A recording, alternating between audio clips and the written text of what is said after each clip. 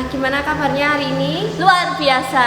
Ya, sekalipun kita belum bisa bertatap muka, kita harus mengucap syukur karena kita itu sudah bisa ibadah online bareng-bareng. Betul banget. Nah, kita mau awali, kita mau berdoa. Mari kita berdoa. Bapa yang bertata dalam kerajaan surga yang kami sembah di dalam nama Tuhan Yesus Kristus, terima kasih untuk berkat-Mu hari ini sehingga kami boleh beribadah online bersama-sama. Meskipun kami belum bisa bertemu dengan teman-teman kami, Tuhan kiranya tetap berkati kami semua ya Tuhan. Terima kasih ya Tuhan, Kau berkati jalannya ibadah sepanjang hari ini. Hanya di dalam nama Tuhan Yesus Kristus kami sudah berdoa dan mengucap syukur. Haleluya. Amin. Amin. Mari kita naikkan satu pujian, Hatiku Percaya.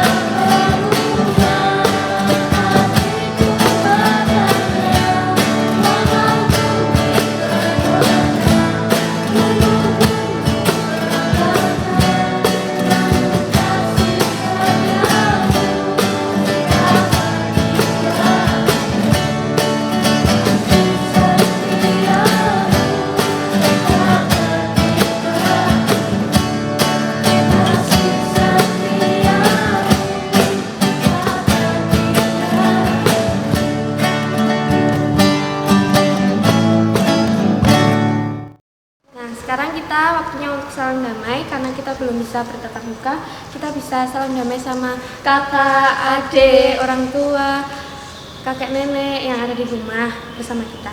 Nah, kita mau salam damai gimana aja? Kita mau salam damai dengan tos sama saudara kita dengan mengucapkan berkat Tuhan mengalir untuk kamu. Mari kita dengarkan firman dari Tuhan, kita siapkan hati, kita siapkan telinga. Mari kita angkat satu pujian, Ku siapkan hatiku Tuhan.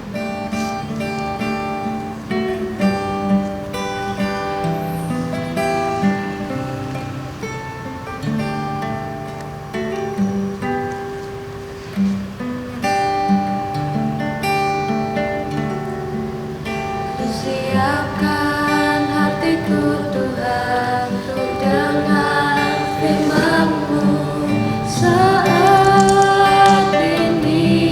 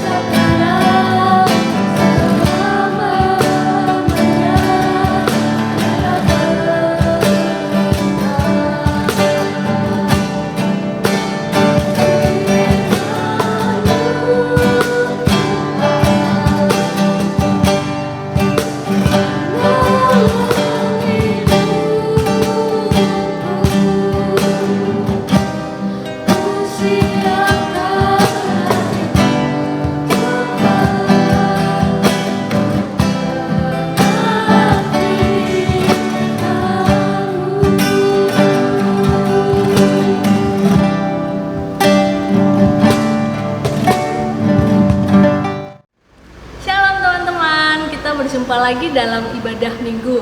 Pada minggu hari ini tema yang diberikan adalah kembali pada kertas yang putih. Tema tersebut didasari oleh bacaan Kejadian 31 ayatnya yang ke-43 sampai ke-55. Kejadian 31 ayatnya yang ke-43 sampai ke-55. Lalu Laban menjawab Yakub, perempuan-perempuan ini anakku dan anak-anak lelaki ini cucuku dan ternak ini ternakku. Bahkan segala yang kau lihat di sini adalah milikku. Jadi apakah yang dapat kuperbuat sekarang kepada anak-anakku ini atau kepada anak-anak yang dilahirkan mereka? Maka sekarang marilah kita mengikat perjanjian aku dan engkau, supaya itu menjadi kesaksian antara aku dan engkau. Kemudian Yakub mengambil sebuah batu dan didirikannya menjadi tugu. Selanjutnya berkatalah Yakub kepada sanak saudaranya, kumpulkanlah batu. Maka mereka mengambil batu itu dan membuat timbunan. Lalu makanlah mereka di sana di dekat timbunan itu. Laban menamai timbunan batu itu Yegar Sahaduta, tetapi Yakub menamainya Galed. Lalu kata Laban, timbunan batu inilah pada hari ini menjadi kesaksian antara aku dan engkau. Itulah sebabnya timbunan itu dinamainya Galed dan juga Mispah. Sebab katanya, Tuhan kiranya berjaga-jaga antara aku dan engkau. Apabila kita berjauhan, jika engkau mengaibkan anak-anakku dan jika engkau mengambil istri lain di samping anak-anakku itu, ingatlah, walaupun tidak ada orang dekat kita, Allah juga yang menjadi saksi antara aku dan engkau. Selanjutnya kata Laban kepada Yakub, inilah timbunan batu dan inilah tugu yang kudirikan antara aku dan engkau. Timbunan batu dan tugu inilah menjadi kesaksian bahwa aku tidak akan melewati timbunan batu ini mendapatkan engkau, dan bahkan engkau pun tidak akan melewati timbunan batu ini mendapatkan aku dengan berniat jahat. Allah Abraham dan Allah Nahor, Allah ayah mereka, kiranya menjadi hakim antara kita. Lalu Yakub bersumpah demi yang disegani oleh Ishak ayahnya. Dan Yakub mempersembahkan korban sembelihan di gunung itu. Ia mengundang makan sanak saudaranya, lalu mereka makan serta bermalam di gunung itu. Keesokan harinya pagi-pagi Laban mencium cucu-cucunya dan anak-anaknya serta memberkati mereka. Kemudian pulanglah Laban kembali ke tempat tinggalnya. Nah, teman-teman, ada sebuah jurnal penelitian yang mengatakan usia remaja di rentang usia 10 sampai 21 tahun adalah usia yang sangat rentan menghadapi konflik. Di mana kita tahu usia remaja adalah usia peralihan dari kanak-kanak menuju ke dewasa. Peralihan tersebut tentu diwarnai oleh banyak perubahan, baik itu secara fisik maupun secara psikis. Secara psikis sendiri, para remaja mulai memasuki dunia baru dalam pencarian teman sebaya atau dunia baru dalam pencarian dari luar keluarganya. Nah, di sini ketika memilih teman sebaya dikatakan harus sangat hati-hati. Ketika kita memilih teman sebaya secara sadar dan tidak sadar, kita akan menjadikan dia sebagai role model kita. Apapun yang dia lakukan, terkadang kita secara sadar dan tidak sadar meniru hal tersebut. Sehingga dianjurkan untuk sangat berhati-hati. Apalagi yang saat ini kita kenal dengan toksik atau hubungan yang tidak baik. Nah, itu dapat kita temui dengan mudah dalam pertemanan yang kita pilih dengan asal-asalan. Namun tentu saja tidak menutup kemungkinan yang namanya berelasi pasti menimbulkan konflik walaupun kita sudah sangat berhati-hati. Dari perbedaan pendapat, perbedaan pikiran, dan perbedaan lain-lainnya tentu akan mengakibatkan sebuah gesekan. Gesekan tersebutlah yang mengakibatkan permusuhan atau saling membenci. Konflik ini tentunya tidak dapat dihindari di usia remaja kita, di mana kita mencari jati diri kita mencari teman yang cocok dengan kita, dan tidak hanya dengan teman-teman kita saja. Saat ini ketika kita harus di rumah saja, konflik pun tidak dapat terhindar dalam keluarga kita. Yang biasanya kita bertemu dengan orang tua kita atau kakak adik kita tidak sampai 24 jam sehari, saat ini kita harus bertemu dengan mereka mungkin 24 jam sehari atau lebih banyak daripada yang sebelumnya. Ini juga terkadang menimbulkan konflik di antara keluarga. Seperti dalam bacaan kita pada hari ini, Kejadian 31 ayatnya yang ke-43 dan 55, konflik juga tidak dapat dihindari dari dua saudara kembar, yaitu Yakub dan Esau. Esau yang adalah sulung dapat dikatakan adalah anak papa. Ia sangat dikagumi oleh Ishak ayahnya. Sedangkan Yakub yang adalah si bungsu, ia dapat dikatakan sebagai anak mami. Ia sangat dilindungi oleh Ribka ibunya.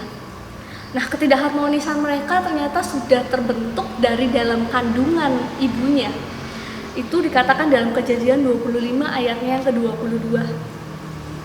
Berlanjut ketika mereka bertumbuh semakin dewasa, di mana Yakub sebenarnya adalah arti nama dari seorang penipu atau bermakna penipu, dan terbukti dalam semasa hidupnya ketika Esau harus menukarkan masakan kacang merah, ketika Yakub harus menukarkan hak sulungan Esau menjadi miliknya dengan sup kacang merah. Itu tipuan pertama. Lalu ketika Ishak mulai rabun dan ingin mengurapi anaknya Esau sebagai sulung, nah lalu Ribka ini mulai masuk dan menipu Ishak yang mulai rabun matanya dengan mengganti Esau dengan Yakub. Inilah tipuan kedua. Tentu saja Esau kesal dan marah dan berkatalah ia, bukankah tepat namanya Yakub? Karena ia telah 2 kali menipu aku. Itu terdapat dalam Kejadian 27 ayatnya 36. Nah, ternyata teman-teman, nasib seorang penipu seperti Yakub ternyata bisa ditipu juga oleh kisah selanjutnya, di mana ketika Yakub melarikan diri dari Esau yang kesal tentu saja ingin membalas dendam, dan Yakub pun melarikan diri. Ketika dalam pelariannya, Yakub pun bertemu dengan Rahel dan dia jatuh cinta dengan Rahel. Ia pun meminta kepada ayahnya Laban, namun Laban pun menghendaki, kalau kamu ingin mempersuntik anakku, maka bekerjalah dengan aku. Karena cinta, Yakub pun menjalani pekerjaan tersebut selama 7 tahun lamanya tanpa diupah. Namun apa yang terjadi? Yakub yang seorang penipu pun tertipu oleh Laban. Ketika sudah tepat 7 tahun, Laban menukar Rahel dengan Leah, anaknya yang lain. Sehingga Yakub pun harus bekerja 7 tahun lagi lamanya tanpa upah kembali untuk mendapatkan cintanya, yaitu Rahel. Konflik Yakub dan Laban pun tidak hanya berhenti sampai di sini. Akibat tertipu tadi, mungkin Yakub sudah menyimpan dendam, dan itu berlanjut ketika Yakub memutuskan untuk hendak mandiri dan pindah dari rumahnya Laban. Ternyata Laban pun menghalangi hal tersebut, sehingga semakin memanaslah konflik ayah mertua dan menantunya tersebut, dan mereka pun semakin memanas, sehingga hubungan yang memanas ini tentunya perlu sebuah pemulihan. Pemulihan ini nampak ketika mereka berdua sepakat mengikat sebuah perjanjian dengan simbol sebuah batu. Batu itu diibaratkan sebagai perjanjian antara mereka berdua untuk tidak melakukan kejahatan kembali atau penipuan kembali atau tindak kecurangan kembali. Yakub pun tidak berjanji akan tidak menyia-nyiakan keluarganya dengan memperistri perempuan lain nantinya, dan mereka berdua pun berjanji untuk tidak melakukan tindak kejahatan lagi atau niat jahat di antara mereka berdua. Simbol tersebut Yakub menyebutnya sebagai galet atau misbah, yang dalam bahasa Aram artinya adalah tempat mengawasi. Yang mengawasi tentu saja Allah. Sedangkan Laban menyebutnya Yegar Sahadutah, yang dalam bahasa Aram pula artinya timbunan batu untuk mengingatkan kita akan perjanjian kita berdua untuk tidak menipu lagi, untuk tidak berbuat jahat kembali. Nah, Tuhan pun menyaksikan perjanjian tersebut. Setelah itu Yakub dan Laban pun merayakan pemulihan hubungan mereka dengan makan bersama di sekitar batu tersebut. Pemulihan mereka berdua ternyata berdampak luas, teman-teman. Tidak hanya Yakub dan Laban yang hubungannya kembali pulih, ternyata kedepannya relasi Yakub dan Esau, kakaknya dahulu yang terputus, yang bermusuhan, dapat dipulihkan kembali. Lalu pertanyaannya, bagaimana dengan kita? Mungkin saat ini kita pun sedang mengalami konflik, entah itu dengan sesama teman-teman kita, entah itu dengan keluarga kita, entah itu dengan pacar kita mungkin, entah itu dengan hal-hal yang lain di mana kita sedang menghadapi konflik tersebut. Bagaimana cara kita dapat memulihkannya?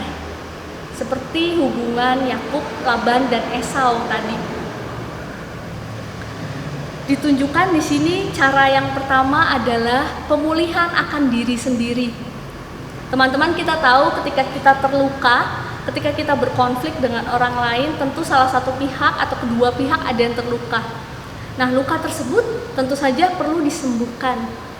Disembuhkan dengan cara, yuk coba lihat diri sendiri, akuilah bahwa kita sakit, bahwa kita terluka, dan cobalah kita bawa itu dalam doa. Kelihatannya mudah ya teman-teman, membawa dalam doa setiap luka kita, mencurahkannya kepada Tuhan. Namun ada tugas yang kedua. Selain kita berdoa kepada Tuhan, meminta luka kita disembuhkan, bawakanlah juga doa orang yang kita sembali atau orang yang kita benci tersebut. Wah, di sini kira-kira mulai susah ya teman-teman, di mana kita harus mendoakan musuh kita atau orang yang kita benci.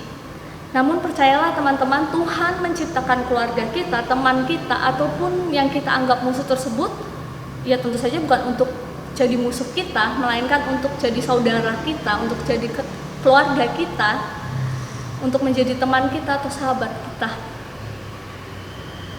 Ketika kita mencoba untuk berdoa dan kita berhasil mendoakan orang yang kita benci tersebut, akan ada rasa lega teman-teman. Akan ada rasa di mana kita berhasil mengalahkan luka kita. Kita berhasil menyembuhkan luka tersebut. Nah, namun ketika kita bertemu orang itu kembali dan kita mulai emosi kembali, marah kembali karena kita merasa luka kita kembali terungkit, kita dapat meniru sebuah gerakan. Mungkin teman-teman yang di rumah saja yang sudah banyak menonton drama Korea, mungkin tahu salah satu gerakan di film It's Okay to Not Be Okay, yaitu butterfly hug. Di salah satu episodenya, tokoh utama mengajarkan gerakan tersebut untuk meredam atau menenangkan emosi tokoh perempuan di film tersebut. Dengan cara apa? Caranya adalah dengan tangan kanan dan tangan kiri bergantian membantu menenangkan diri dengan menepuk-nepuknya. Dikatakan gerakan ini mampu meredam emosi kita atau mampu menstabilkan emosi kita yang mulai kacau. Nah, ketika sudah tenang, kita dapat kembali mendoakan mereka walaupun kita tentu saja belum dapat bertegur sapa dengan mereka karena emosi tersebut. Film ini juga secara tidak langsung mengajarkan kita untuk tidak apa-apa kalau kita tidak baik-baik saja. Namun, tentu saja kita sebagai orang percaya, anak-anak yang percaya Tuhan, walaupun kita tidak baik-baik saja, Tuhan akan tetap membantu kita, Tuhan akan ada untuk kita dan menolong kita. Itu yang pertama teman-teman, mampu menyembuhkan luka diri sendiri terlebih dahulu dan mendoakan musuh kita atau orang yang kita benci. Yang kedua adalah pemulihan relasi kita dengan sesama dan dengan Tuhan. Teman-teman, kita tahu simbol salib. Simbol salib terbentuk dari garis vertikal dan horizontal, di mana itu menggambarkan hubungan kita dengan Tuhan dan hubungan kita dengan sesama. Nah, dua hubungan inilah yang perlu kita perbaiki. Ketika kita musuhan dengan sesama, tentu saja garis ini mengenai garis hubungan kita dengan Tuhan. Tentu saja hal tersebut akan menimbulkan ketika kita berdoa, keinginan kita adalah mendoakan yang jelek orang tersebut kepada Tuhan. Nah, inilah yang perlu kita perbaiki teman-teman. Hubungan salib, di mana kita harus memperbaiki hubungan kita dengan sesama kita melalui Tuhan kita. Karena melalui Tuhanlah hubungan kita dengan sesama pun akan membaik. Pertanyaannya selanjutnya adalah, maukah kita dipulihkan oleh Tuhan? Di sisi lain tentu saja Tuhan ingin hubungan kita baik-baik saja dengan orang lain. Maka dari itu kita harus mampu memaafkan orang lain tersebut agar hubungan kita pun dengan Tuhan membaik atau baik-baik saja. Berat, susah, ya memang teman-teman. Namun kita dapat melakukan itu secara perlahan. Kita ini ibarat kertas yang sudah banyak nodanya atau sudah banyak cacatnya, entah itu dari dosa-dosa kita, entah itu dari kesalahan kita, dari luka kita, dari kebencian kita. Nah, kertas tersebut cobalah kita kembalikan menjadi putih, menjadi bersih kembali dengan cara dimulai dari diri sendiri. Obatilah luka-luka kita, terimalah kita terluka, dan cobalah untuk mendoakan sesama kita, dan jangan lupa melibatkan Tuhan kita. Selamat kembali menjadi kertas yang putih bersama Tuhan kita yang adalah Sang Pemulih. Amin. Mari teman-teman bersama kita mengaku iman percaya kita yang berbunyi demikian. Aku percaya kepada Allah, Bapa yang Maha Kuasa, Khalik langit dan bumi, dan kepada Yesus Kristus, anaknya yang tunggal Tuhan kita, yang dikandung daripada Roh Kudus, lahir dari anak darah Maria, yang menderita sengsara di bawah pemerintahan Pontius Pilatus, disalibkan, mati dan kuburkan, turun ke dalam kerajaan maut. Pada hari yang ketiga bangkit pula dari antara orang mati, naik ke surga, duduk sebelah kanan Allah Bapa yang Maha Kuasa. Dan dari sana ia akan datang untuk menghakimi orang yang hidup dan yang mati. Aku percaya kepada Roh Kudus, gereja yang kudus dan am, persekutuan orang kudus, pengampunan dosa, kebangkitan orang mati, dan hidup yang kekal. Saat ini kita akan memasuki doa-doa syafaat kita. Mari kita berdoa. Tuhan, terima kasih Tuhan dalam firman-Mu yang telah kami dengarkan tadi, mengajarkan kami adalah kertas yang sudah bernoda Tuhan, kami adalah kertas yang sudah kotor. Kami ingin Engkau pulihkan dan menjadi bersih kembali dengan cara memulihkan luka kami dengan diri kami sendiri, memulihkan luka kami dengan sesama kami, dan memulihkan luka kami bersama-Mu. Tuhan, ajarkan kami untuk mampu melakukannya walau berat Tuhan, tapi kami ingin kembali menjadi kertas yang putih. Tuhan, dalam doa-doa syafaat ini pun kami ingin memanjatkan doa kami atas pandemi ini Tuhan, yang kami tidak tahu sampai kapan ini akan berlangsung. Namun di depan sana masih banyak orang-orang yang berjuang Tuhan untuk mencari ekonomi, untuk tenaga medis dan lain sebagainya Tuhan. Kami membawa doa kepadamu untuk orang-orang ini yang masih berjuang, termasuk keluarga kami ya Tuhan. Mampukan kami melewati pandemi ini Tuhan, dan yakinkan kami Engkau tetap bersama kami. Tuhan, kami juga berdoa untuk gereja kami, di mana gereja kami pun terdampak oleh karena pandemi ini. Banyak sekali usia yang dibatasi yang tidak dapat beribadah langsung. Namun kami yakin dan percaya Tuhan, dimanapun Engkau berada, Engkau akan memberkati gereja kami untuk melayani jemaat-jemaat di luar sana. Kami juga berdoa untuk KPR di tempat ini, dengan segala permasalahannya ataupun dengan segala hal yang terjadi. Tolong Engkau yang memberkati agar kami tetap kuat, agar kami tetap semangat beribadah walaupun kami di rumah masing-masing. Kami juga membawa doa untuk teman-teman kami yang mungkin dalam minggu ini sedang merayakan pertambahan usianya. Terima kasih Tuhan, berkati teman-teman kami agar mereka selalu merasakan kasih sayang-Mu dan semakin berpaut kepadamu. Dan jikalau juga ada teman-teman kami yang sakit, kami mohon untuk jamahan-Mu Tuhan, agar Engkau mampu memulihkan mereka dan mereka dapat sembuh kembali. Kami berdoa juga untuk sekolah kami yang saat ini harus online, di mana kami harus berjuang mengerti setiap pelajaran yang disampaikan oleh guru kami. Ajarkan kami untuk tetap taat Tuhan, ajarkan kami untuk tetap mau belajar dan tidak malas-malasan. Berkati juga untuk orang tua kami yang harus tetap mengeluarkan tenaga untuk bekerja, untuk mencukupi kebutuhan kami, untuk mencukupi kebutuhan di rumah. Engkau tolong berkati mereka Tuhan, tolong berkati rezekinya dan kesehatannya. Kami juga berdoa untuk pemerintahan saat ini Tuhan, di mana bukan hanya pandemi yang dialami, yang dihadapi, melainkan juga kerusuhan-kerusuhan yang beberapa hari lalu terjadi Tuhan. Kami membawa doa untuk setiap pendemo ataupun apapun itu Tuhan yang tidak setuju dengan pengesahan RUU. Kami mohon agar semuanya berakhir dengan damai dan berakhir dengan memenangkan semua hati orang lain dan tidak merugikan satupun ya Tuhan. Tuhan, inilah doa kami yang jauh dari sempurna yang hanya kami panjatkan dalam nama Tuhan Yesus Kristus. Amin. Meskipun dalam kondisi seperti ini tidak menutup kemungkinan untuk kita selalu memberikan yang terbaik untuk Tuhan. Persembahan dapat diberikan melalui dua cara. Yang pertama, dapat kita kumpulkan dalam amplop tertutup setiap minggunya, lalu kita serahkan ke gereja saat kondisi sudah membaik. Cara yang kedua, Cara yang kedua itu kita bisa transfer melalui rekening BCA nomor 15402650000 atas nama Inariati Gunadi.